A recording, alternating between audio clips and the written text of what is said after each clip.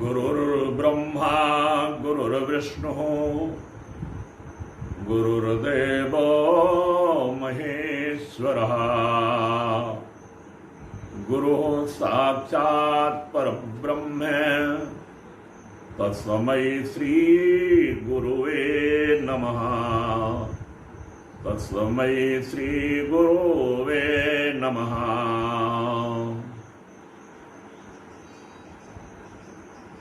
आज 4 जुलाई 2020, कल 5 जुलाई 2020 को गुरु पूर्णिमा का पावन पर्व होगा और इस गुरु पूर्णिमा की सभी भक्त जनों को, शिष्यों को हार्दिक बधाई, शुभकामना और आशीर्वाद।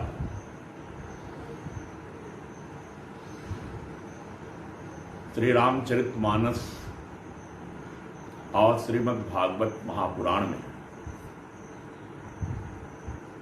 दोनों महान ग्रंथों में सद्गुरु की महिमा का वर्णन किया गया है और दोनों सदग्रंथों में सद्गुरु की महिमा का वर्णन दोनों पूर्णावतार भगवान राम और भगवान कृष्ण ने किया है। श्रीमद् भागवत महापुराण में तो भगवान श्री कृष्ण ने सुदामा को संबोधित करते हुए कहा, मित्र, सद्गुरु की कृपा के बिना जीवन में पूर्णता नहीं आती, सुख शांति नहीं आते। सद्गुरु की कृपा के बिना जीवन का लक्ष्य प्राप्त नहीं होता।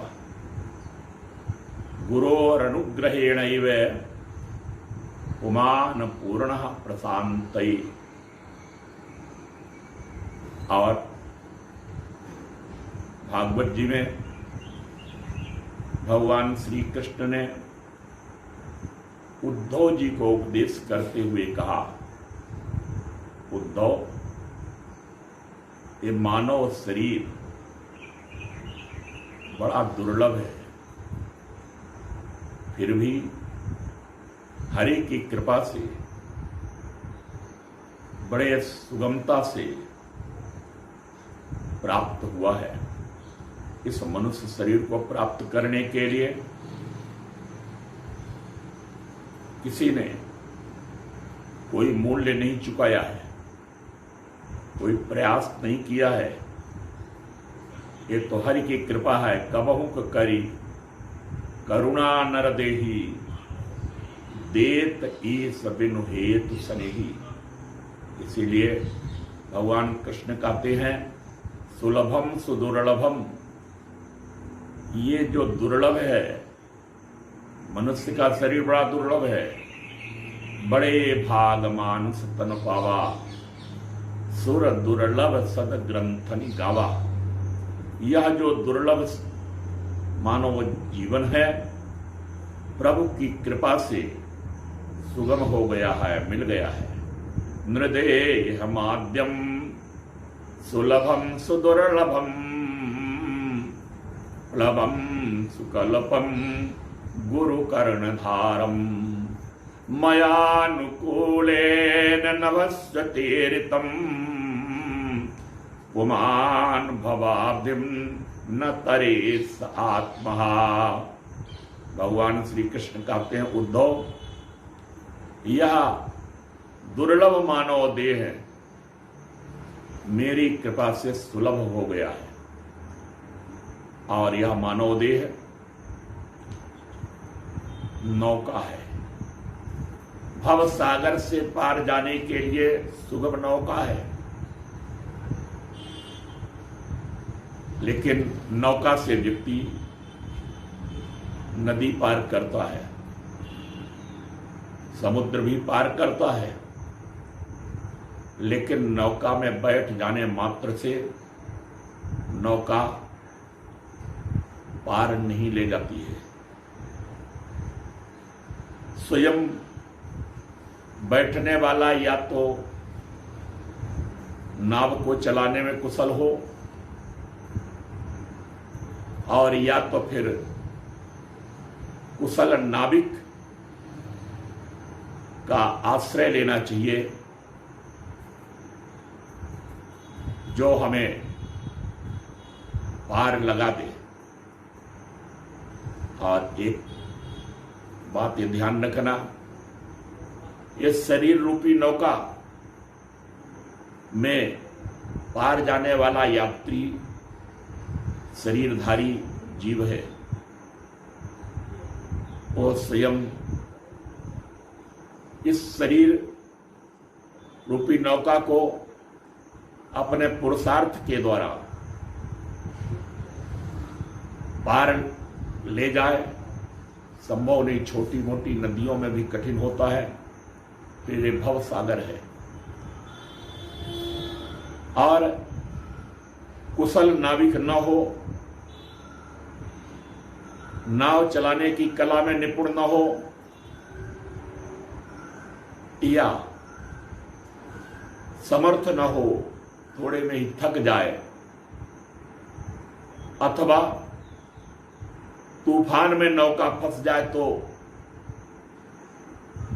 बचाने की सामर्थ्य न हो, ऐसी स्थिति में नौका या तो मझधार में बह जाएगी या कहीं किनारे में चट्टानों से टकराकर चूर चूर हो जाएगी और यात्री डूब मरेगा। इस शरीर रूपी नौका में जो जीव को सुलभ हो गई है, यह लक्ष्य तक पहुंचाए, इसके लिए सदगुरु की जरूरत है। सदगुरु कर्णधार सदगुरु दृढ़ नावा, ये सुलभम प्लवम सुकल्पम गुरु कर्णधारम, ये सुकल्प सदगुरु ही कर्णधार है, नौका को चलाने वाला है। उसकी शरण गए बिना, सदगुरु के चरण पकड़े बिना यात्री भव सागर से पार नहीं हो सकता। और एक बात और है, भगवान श्री कृष्ण कहते हैं कि नौका चलाने वाला सदगुरु समर्थ है, फिर भी भव सागर को पार कराना इतना आसान नहीं है। तो पहले लोग जब नाव से व्यापार करते थे सागर में या कहीं की यात्रा करते थे, तो एक तो पतवार होती थी नौका में जिसके द्वारा खेलते हुए पार जाते थे, पर इसमें थक जाते थे लोग। एक और सुगम उपाय ये था कि पाल बांध देते थे, नौका में पाल बंधी होती थी और कुशल नाविक हवा का रुख देख करके पाल की व्यवस्था कर देता था, जिससे बिना परिश्रम के, बिना पतवार चलाए नाव आगे बढ़ती थी और नाविक अपने लक्ष्य की ओर उसको मोड़ता रहता था। और ये वायु, ये हवा नौका को पार लगा देती थी। भगवान श्री कृष्ण कहते हैं कि मयानुकूलेन नभस्तीरितम, मेरी कृपा की अनुकूलता कि यह जो वायु है वह शरीरधारी को, इस मानव को भव सागर से पार लगा देती है। सद्गुरु ही नाव में पाल की आवश्यकता अनुसार व्यवस्था करता रहता है और नौका पार हो जाती है। तो नृदेह माध्यम सुलभम सुदुर्लभम लभम सुकल्पम गुरु कर्णधारम मयानुकूलेन नभस्तेरितम पुमान भवाब्धिम न तरेस आत्मा। और ऐसी सुलभ नौका प्राप्त करके, मानव देह प्राप्त करके, भगवान की कृपा की निरंतर चलने वाली वायु के रहते हुए सद्गुरु की शरण में जाकर जो इस भव सागर से पार नहीं होता है वह आत्मघाती है। और यही बात श्री रामचरितमानस में भगवान श्री राम ने श्री अवधवासियों को संबोधित करते हुए कहा था, नर तन भव बारिध कहु मेरो, सनमुख मरुत अनुग्रह मेरो, कर्णधार सदगुरु दृढ़ नावा, दुर्लभ साज सुलभ करि पावा, जौन तरय भव सागर नर समाज अस पाय, सो कृत निंदक मंदमती आत्मा हन गति जाय। दोनों पूर्णावतारों ने, हमारे दोनों आराध्यों ने, इष्टों ने एक ही उपदेश लोगों को किया है। भगवान श्री कृष्ण ने श्रीमद् भागवत के माध्यम से उद्धव को निमित्त बना करके और पूरे जगत को यह संदेश दिया। और श्री रामचरितमानस में मर्यादा पुरुषोत्तम भगवान श्री राघवेंद्र सरकार ने, भगवान श्री राम ने नगरवासियों को, श्री अवधवासियों को निमित्त बनाकर उनको उपदेश करते हुए जगत को दर्पण दिखाया है, इस जगत को संदेश दिया है। आज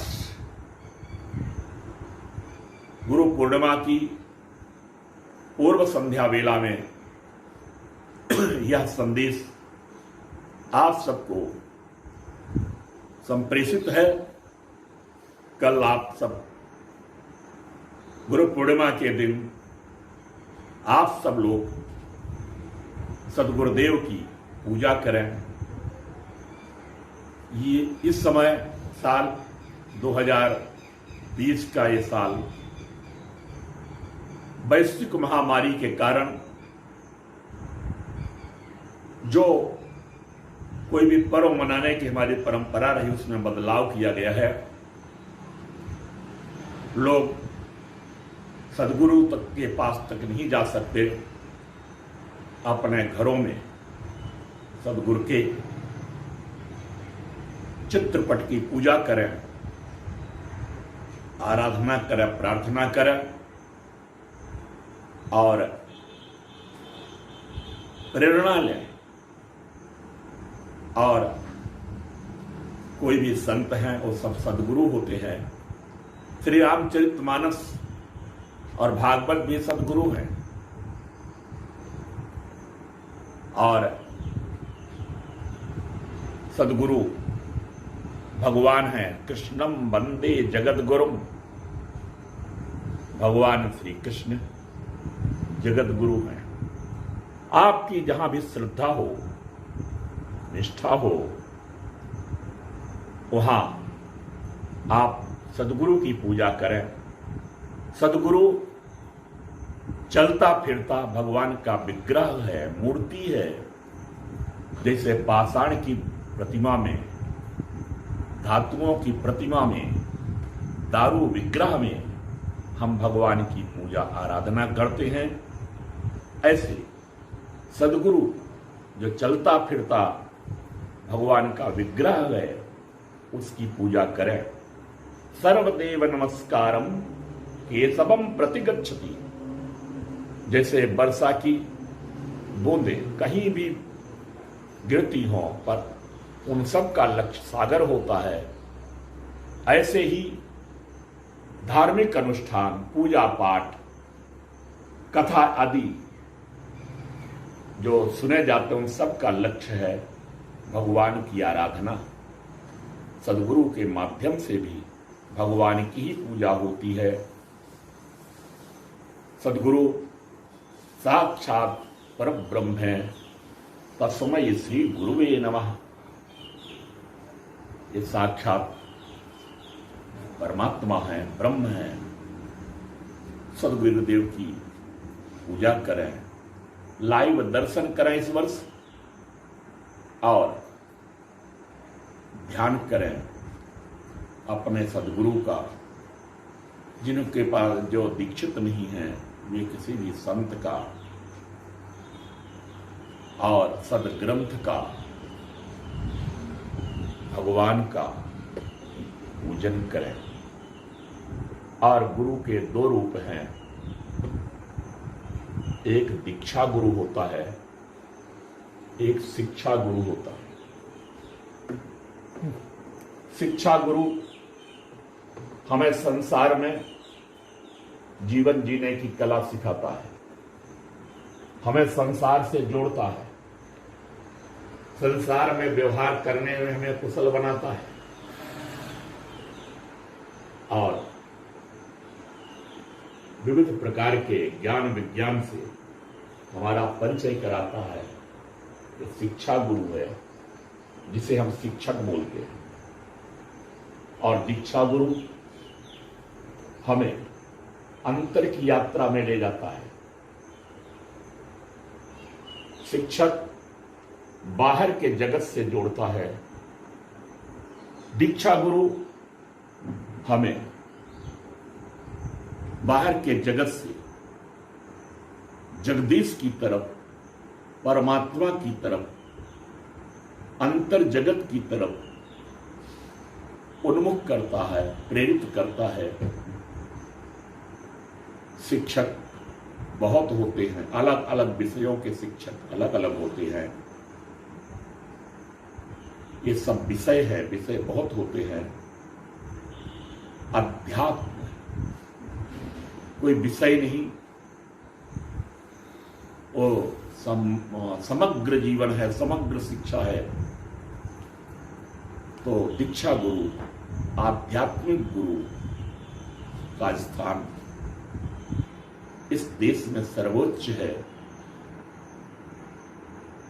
पर शिक्षक भी वंदनीय है, आदरणीय है।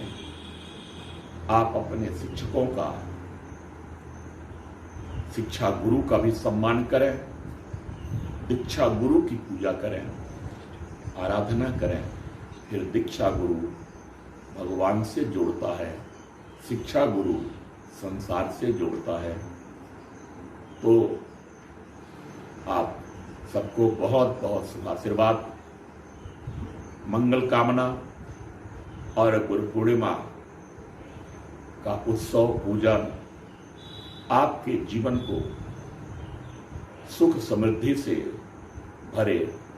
आप स्वस्थ रहें, संपन्न रहें, प्रसन्न रहें, भगवत कृपा के सदा भाजन बने। बोलिए सद्गुरुदेव भगवान की।